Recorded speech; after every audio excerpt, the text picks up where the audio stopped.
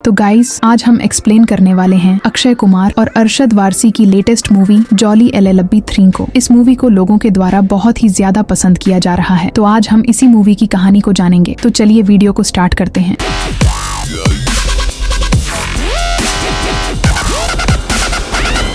Movie की starting में हमें 2011 का राजस्थान के एक प्रसोल विलेज का सीन दिखाया जाता है, जहां पर हम एक किसान जिसका नाम राजाराम सोलंकी होता है उसे देखते हैं। आज वह अपनी जमीन के केस के लिए कोर्ट में जाता है। दरअसल राजाराम के ऊपर जमीन का ब्याज जमींदार को न देने का केस चल रहा है और इसी वजह से जमींदार ने राजाराम सोलंकी की जमीन को खरीद लिया है। लेकिन वह कहता है कि जमींदार ने राजाराम से बेईमानी करके डॉक्यूमेंट पर साइन करवा लिया था और वह सारे कागज नकली हैं। लेकिन कोर्ट राजाराम सोलंकी की बात को नहीं मानता और जमींदार को सही ठहराता है। इसीलिए केस को हारने के बाद राजाराम सोलंकी अपने घर आता है और बहुत परेशान दिखता है। वह अपने बेटे की तस्वीर को हाथ में लेकर रोने लगता है, जो कि एक जंग में शहीद हो चुका है। वह अपने केस की हार को अपने जहन में लेकर अंधेरे में ही बाहर की तरफ निकल जाता है और हम देखते हैं कि वह एक नदी में सुसाइड कर लेता है। अब इसके कुछ दिनों बाद हमें दिल्ली शहर का सीन दिखाया जाता है, जहाँ पर एक कोर्ट में केस चल रहा होता है और उस केस का लॉयर जगदीश्वर मिश्रा होता है, यानी कि जॉली नंबर 2। वह अपने केस को जीतने के बाद अपने क्लाइंट से पैसे ले लेता है, लेकिन तभी एंट्री होती है जगदीश त्यागी की, यानी कि जॉली नंबर 1 की। हमें पता चलता है कि जिस क्लाइंट का केस जॉली नंबर 2 ने लड़ा है, दरअसल वो क्लाइंट जॉली 1 का था। हम देखते हैं कि इसी तरह जॉली 2 हमेशा जॉली 1 के क्लाइंट्स चुरा लेता है और इसीलिए इन दोनों के बीच में हमेशा अनबन रहती है। ये पता चलने के बाद कि जॉली 2 ने उसकी क्लाइंट को चुराकर उनसे पैसे भी ले लिए हैं, जॉली नंबर 1 अपने एसोसिएशन के पास जाकर जॉली 2 की शिकायत करता है और उससे आधे पैसे ले लेता है। अब इसके बाद सीन चेंज होता है और हम जॉली 1 की बीवी संध्या को देखते हैं। संध्या एक NGO में काम करती है और वह त्यागी से बोलती है कि हमारे NGO की प्रधान तुमसे बात करना चाहती है। इसीलिए त्यागी उनके पास जाता है। इनका नाम लक्ष्मी यादव होता है। ये त्यागी से कहती है कि मैं तुम्हें एक केस देना चाहती हूँ। दरअसल हमारे 40 किसान की जमीन को हड़पा जा चुका है, लेकिन वो कुछ भी नहीं कर पाए हैं। इसीलिए क्या तुम इस केस को लड़ना चाहोगे? त्यागी मना ना करते हुए कहता है, उन 40 लोगों को कल मेरे ऑफिस में भेज देना और उनसे कह देना कि हमें जॉली से मिलना है। मैं इन किसानों के लिए पिटीशन को फाइल कर दूंगा। लेकिन अगले दिन जब यह 40 किसान वहाँ पर आते हैं तो मिश्रा जी वापस से त्यागी के क्लाइंट्स को चुराने का प्लान बनाते हैं। वह सभी किसानों से कहते हैं, हाँ मैं ही जॉली हूँ, और वो उन किसानों को लेकर उनके पिटीशन फाइल करवाता है। ये सब करने के बाद जॉली उनसे कुछ पैसे मांगता है, लेकिन वो किसान कहते हैं कि हमारे पास तो पैसे ही नहीं है। ये सुनकर मिश्रा के होश उड़ जाते हैं और वह सोचता है कि आज के बाद मैं कभी भी त्यागी के क्लाइंट्स को नहीं चुराऊंगा। दरअसल त्यागी ने मिश्रा को सबक सिखाने के लिए यह चाल चली थी। त्यागी ने किसानों से कहा था कि जॉली फ्री में यह काम करेगा और त्यागी को यकीन था कि मिश्रा इन क्लाइंट्स को चुराने की कोशिश जरूर करेगा, और होता बिल्कुल ऐसा ही है। मिश्रा अपने पैसों से सभी किसानों के पिटीशन को फाइल करता है, लेकिन किसानों के पास पैसे नहीं होते। अब इसके बाद सीन चेंज होता है और हम देखते हैं कि त्यागी की वाइफ संध्या त्यागी को बताती है कि एक बूढ़ी अम्मा जिनका नाम जानकी है, तुम उनका केस सुनकर उसे फाइल कर देना। लेकिन त्यागी कहता है, अगर मैं इसी तरह किसानों के केस लेता रहा तो हमारी कमाई नहीं होगी। त्यागी कहता है कि हमारी बेटी भी बड़ी हो रही है, उसके पढ़ाई खर्चे के लिए हमें पैसे चाहिए। इसलिए वह जानकी जी को मना करके मिश्रा जी के पास भेज देता है। मिश्रा उनसे कहता है कि मैं वो नहीं हूँ जिन्हें आप सोच रही हैं। मेरे पास पहले से ही 40 किसानों के केस हैं, इसलिए आप त्यागी के पास जाइए। और मिश्रा सीधे जानकी को त्यागी के घर भेज देता है। घर में त्यागी की वाइफ होती है और जब उसे पता चलता है कि त्यागी ने जानकी को मिश्रा के पास भेज दिया था, वह बहुत नाराज होती है और कहती है कि अगर तुम्हें जानकी जी की कहानी पता होती तो तुम ऐसा नहीं करते। फिर जानकी जी उन्हें अपनी कहानी बताती हैं। वह कहती हैं कि मेरे पति ने सुसाइड कर लिया। उन्होंने इन सब के खिलाफ लड़ने की कोशिश की, लेकिन सफल नहीं रहे। दरअसल राजाराम सोलंकी इंपीरियर ग्रुप के खिलाफ लड़ना चाहते थे, क्योंकि इस ग्रुप ने कई किसानों की जमीन हड़प ली थी। उन्हें सही मुआवजा भी नहीं मिला था। किसी को धमकाकर, किसी को लालच देकर उन्होंने सारी जमीन हथिया ली। ये सब सुनकर त्यागी बहुत इमोशनल हो जाता है और वह उनका केस लेने के लिए तैयार हो जाता है। अब वह जज सुंदरलाल त्रिपाठी से मिलने जाता है। सुंदरलाल त्रिपाठी का रोल सौरभ शुक्ला निभा रहे हैं। जज त्यागी से पूछते हैं, तुम यहाँ किस काम से आए हो? त्यागी बताता है कि मुझे एक केस के लिए आपसे मिलना था और मैंने उस केस का पिटीशन भी डाल दिया है। अब इसके बाद हियरिंग का दिन आता है। आज कोर्ट में उसी केस की सुनवाई होनी है, जानकी बनाम इंपीरियर ग्रुप। दरअसल इंपीरियर ग्रुप गांव को बदलकर एक डेवलप सिटी बनाना चाहता है, इसलिए उन्होंने किसानों की जमीन को अवैध तरीके से हड़प लिया है। जज केस शुरू करने को कहते हैं। त्यागी कहता है, इंपीरियर ग्रुप वालों ने किसानों की जमीन को अवैध तरीके से हड़पा है। वह पूछता है कि डिफेंस का लॉयर कौन है। तभी पता चलता है कि डिफेंस का लॉयर कोई और नहीं बल्कि मिश्रा जी, यानी कि जॉली नंबर 2 हैं। वह यहाँ आकर सीधे इस बात को झूठ कहते हैं। मिश्रा कहते हैं कि कि जज, कई लोगों ने अपनी जमीन खुद साइन करके दी है, बस यही जानकी जी हैं जिन्हें दिक्कत हो रही है, बाकी सबको कोई परेशानी नहीं है। आप ही सोचिए, कोई एक ही क्यों विरोध करेगा? जरूर इन्होंने कंपनी से ज्यादा पैसे मांगे होंगे और इनकार पर अब केस कर दिया है। त्यागी कहता है, जज, मुझे लगता है कि मिश्रा भी बिक चुका है, क्योंकि इंपीरियर ग्रुप वालों ने डीएम से लेकर बड़े अफसरों तक सबको खरीद लिया है। जज गुस्से में कहते हैं, त्यागी जी, इज्जत से बात कीजिए, आप किसी की बेइज्जती नहीं कर सकते, और वो मिश्रा का पक्ष लेते हैं। जज कहते हैं, अगर बाकी 4000 लोगों को कोई दिक्कत नहीं है तो जानकी जी को क्यों? उन्होंने एनजीओ से मदद क्यों ली? खुद केस क्यों नहीं किया? और मिश्रा की तारीफ करते हुए कहते हैं, आपने तो केस को एक तरफा कर दिया। फिर अगली सुनवाई की तारीख दे देते हैं। अब हमें हरि भाई खेतन दिखाए जाते हैं, जो इंपीरियर ग्रुप के लीडर हैं। वो एक मीटिंग में कहते हैं, आज के यूथ बस एक्टर्स के फैन हैं, पर असल में देश को चलाने में बिजनेसमैन का हाथ होता है। बिजनेसमैन टैक्स भरते हैं, उसी से देश में सुविधाएं बनती हैं। इसलिए अगर किसी का फैन बनना है तो बिजनेसमैन का बनो। मीटिंग खत्म होती है तो खेतन अपने कर्मचारी से मिलता है। वह बताता है कि मिश्रा ने केस संभाल लिया है और हमें अगली डेट मिल गई है। तब तक हमारे दूसरे वकील आ जाएंगे और केस को आगे बढ़ाएंगे। फिर हम देखते हैं कि वही कर्मचारी मिश्रा को एक पार्टी में बुलाता है। मिश्रा कहता है, आज शाम तक पैसे देने थे, अभी तक नहीं मिले, मुझे बेटे की फीस भरनी है। तभी खेतन आ जाता है। खेतन अपने कर्मचारी को मिश्रा की फीस देने को कहता है और फिर कहता है, अब से तुम हमारे लिए काम करोगे, रोज पैसे मिलेंगे। यह सुनकर मिश्रा खुशी से हाँ कह देता है। अब वह घर लौट रहा होता है तो देखता है कि जानकी जी बाहर बैठी हैं। मिश्रा की पत्नी कहती है, यह अम्मा काफी देर से बाहर बैठी हैं। मिश्रा कहता है, अम्मा आ जाइए, इन कंपनियों से नहीं जीत पाएंगी, मैं टिकट के पैसे देता हूँ, आप लौट जाइए। जानकी कहती है, मैं कहाँ जाऊँ, मेरा परिवार तो खत्म हो चुका है। वह बताती है, मेरे पति के मरने के बाद खेतन 10 लाख का चेक लेकर आया, मैंने चेक फाड़ दिया और कहा जमीन लौटा दो। खेतन ने अफवाह फैला दी कि राजा राम ने अपनी बहू के साथ गलत संबंधों के कारण आत्महत्या की। खबर फैलते ही मेरी बहू ने भी फांसी लगा ली। ये सुनकर जॉली सीधा खेतन के ऑफिस जाता है। वहाँ वह उसके कर्मचारी को मारने ही वाला होता है कि खेतन आता है और कहता है, बताओ कितने पैसे चाहिए? पर जॉली कहता है, मुझे तुम्हारी प्रॉपर्टी का आधा हिस्सा चाहिए, क्या तुम मुझे 19,000 करोड़ दोगे? खेतन हंसता है और केस के लिए अपने बड़े वकील विक्रम को बुलाता है। उधर जानकी कहती है, अगर हमें इन कंपनियों से लड़ना है तो दोनों जॉली को साथ रहना होगा। मगर त्यागी को मिश्रा पर भरोसा नहीं होता, क्योंकि वह पहले उसे धोखा दे चुका है। अब हम देखते हैं कि विलेज को डेवलप सिटी बनाने का पहला चरण शुरू हो गया है। वहाँ एक रेस ट्रैक भी बन चुका है और रेस भी शुरू हो चुकी है। सब कुछ सही चल रहा होता है, तभी कुछ लोग ऊंट लेकर ट्रैक पर आ जाते हैं। ये त्यागी और मिश्रा ही होते हैं। मीडिया उनकी तस्वीरें लेती है और खबर फैला देती है, जिससे खेतन की बदनामी होती है। खेतन का बड़ा वकील विक्रम उससे कहता है, चिंता मत कीजिए, कोर्ट में कह दूंगा कि गलती से कुछ शब्द निकल गए थे, बस आपको सॉरी कहना होगा। खेतन गुस्से में कहता है, अगर सॉरी कहना होता तो तुम्हें क्यों बुलाता, तुम बस केस संभालो, मीडिया को मैं देख लूंगा। उधर दोनों जॉली में अब भी अनबन रहती है। दोनों झगड़ते हैं कि केस कौन लड़ेगा। आखिर में त्यागी ही केस को आगे बढ़ाता है। हियरिंग के दिन विक्रम त्यागी को धूल चटा देता है। वह कहता है, जानकी सही हो सकती है, पर बाकी 40 लोगों की जमीन 1 साल पहले ली गई थी, तब उन्होंने कुछ नहीं कहा। केस एक तरफा हो जाता है और लगता है कि विक्रम जीत जाएगा। जज फिर भी दोनों जॉली को एक मौका देते हैं, क्योंकि उन्हें उम्मीद होती है कि ये कुछ करेंगे। बाहर त्यागी की हार पर मिश्रा हंसता है और दोनों में झगड़ा होता है। उनकी पत्नियां कहती हैं, तुम दोनों को साथ होकर केस लड़ना चाहिए। वे दोनों मान जाते हैं। फिर दोनों साथ मिलकर केस की जांच शुरू करते हैं, लेकिन खेतन के लोग उन पर नजर रखे हुए हैं, क्योंकि उन्हें गांव चाहिए ही चाहिए। वे पंचायत से मिलकर गांव वालों को 24 घंटे में घर खाली करने का नोटिस दिलवाते हैं। दोनों जॉली गांव में मौजूद होते हैं। वो गांव वालों से कहते हैं, ये लोग आपको निकालकर आपकी जमीन पर कब्जा करना चाहते हैं। अगर आपने जगह छोड़ी तो हम कोर्ट में कुछ नहीं कर पाएंगे। आपके पास फोन है, कैमरा उन पर रखो। लेकिन यह सब खेतन का प्री प्लान होता है। उसका प्लान था कि कोई डीएम पर गोली चलाए और पुलिस किसानों पर हमला करे। वैसा ही होता है। एक आदमी डीएम पर गोली चलाता है, पुलिस गांव वालों को पीटती है। मिश्रा शूटर के पीछे भागता है, पर शूटर को भी मार दिया जाता है। मिश्रा लौटता है तो गांव में लाशें और घायल लोग देखता है। त्यागी भी बुरी तरह जख्मी होता है, जिसे मिश्रा अस्पताल ले जाता है। अगले दिन कोर्ट में विक्रम कहता है, जज साहब आज केस खत्म कीजिए, डीएम पर गोली चली है, किसान अपराधी हैं। जज पूरे रूम में कैमरे लगवाते हैं, क्योंकि केस अब पूरे देश में लाइव हो रहा होता है। विक्रम एक एक्सपर्ट लाता है जो कहता है, गांव की जमीन बंजर है, कंपनियां आएंगी तो विकास होगा, किसान वहीं नौकरी कर लेंगे, यही गांव और देश के लिए सही है। मिश्रा बीच में बोलता है, एक्सपर्ट साहब आपने सिर्फ उन्हीं जगहों को जांचा जहां इंपीरियर ग्रुप ने जमीन ली। हर बार आपने बहाना बनाया, पर्यावरण या विकास। इससे साबित होता है कि आप ग्रुप के दलाल हैं। विक्रम कहता है, क्या सबूत है तुम्हारे पास? देश के पीछे रहने की वजह यही है कि जब भी बड़ा प्रोजेक्ट बनता है कोई न कोई बलिदान देना पड़ता है। तभी मिश्रा को कॉल आता है। वह कहता है, जज साहब 10 मिनट दीजिए, मेरा गवाह आने वाला है, मैं तब तक लौटता हूँ। 10 मिनट बाद मिश्रा जिस गवाह की बात करता है वह डीएम निकलता है, जो गोली से घायल था। त्यागी उसे लेकर आता है। डीएम कहता है, ये सब लोग मिले हुए हैं, मैं भी रिश्वत लेता था, इन्हीं लोगों ने मुझ पर फायर करवाया ताकि किसानों को फंसा सके। त्यागी कहता है, जज साहब विक्रम जी ने सही कहा कि बड़े काम के लिए बलिदान जरूरी है। मैं मानता हूँ दिल्ली में रिसर्च सेंटर बनना है, पर बीच में एक घर अटक रहा है। फोटो दिखाता है, वो खेतन का घर है। अगर वो देशभक्त हैं तो दे दें। खेतन गुस्से में फोटो फाड़ देता है, मैं क्यों दूं अपना घर। त्यागी अगला फोटो दिखाता है, विक्रम का फार्म हाउस। कहता है आप भी देश के लिए त्याग करें। विक्रम भी मना कर देता है। त्यागी तीसरा फोटो दिखाता है, जज का घर। वह कहता है जज साहब आप तो देश के लिए जरूर देंगे, पर जज भी कहते हैं यह मेरा घर है, मेरी मर्जी। त्यागी कहता है तो क्या सिर्फ अमीरों की मर्जी मायने रखती है, किसानों की नहीं? रूल्स सबके लिए समान होने चाहिए, गरीब या अमीर के लिए अलग नहीं। ये सुनकर जानकी फूट फूट कर रोने लगती है। कोर्ट फैसला सुनाता है, खेतन का बीकानेर टू बॉस्टन प्रोजेक्ट रद्द। जॉली केस जीतते हैं। किसानों को उनकी जमीन और मुआवजा लौटाया जाता है। राजा राम सोलंकी पर लगे आरोप गलत साबित होते हैं। जिन लोगों ने झूठ फैलाया था उन पर कार्रवाई होती है और इसी के साथ मूवी जॉली LLB 3 खत्म हो जाती है। तो गाइस, अगर ये एक्सप्लेनेशन अच्छा लगा हो तो वीडियो को लाइक करें और चैनल को सब्सक्राइब जरूर करें।